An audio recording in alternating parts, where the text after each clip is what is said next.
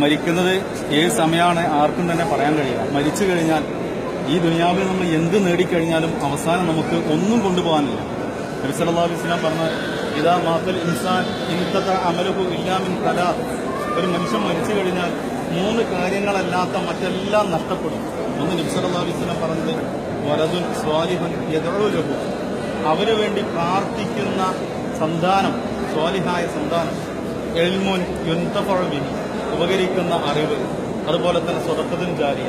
ദുനിയാവിൽ ഏത് മണിമാളികയിലാണെങ്കിൽ പോലും എല്ലാം ഒഴിവാക്കി അവസാനം ഒരു 3 തുണിയുമായിട്ട് മാത്രമായിരിക്കും നാം പോകുക.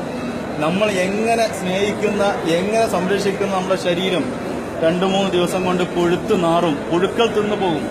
പക്ഷേ പിന്നീടുള്ള ജീവിതം നമുക്ക് നന്മ വേണമെങ്കിൽ ജീവിതത്തിൽ നന്മകൾ ചെയ്യണം, ജീവിതത്തിൽ വിശ്വാസമുണ്ടാവണം, സൃഷ്ടാവിനെ കുറിച്ചുള്ള ബോധമുണ്ടാവണം, ആ സൃഷ്ടാവിനെ പേടിച്ച് ജീവിക്കാൻ കഴിയണം.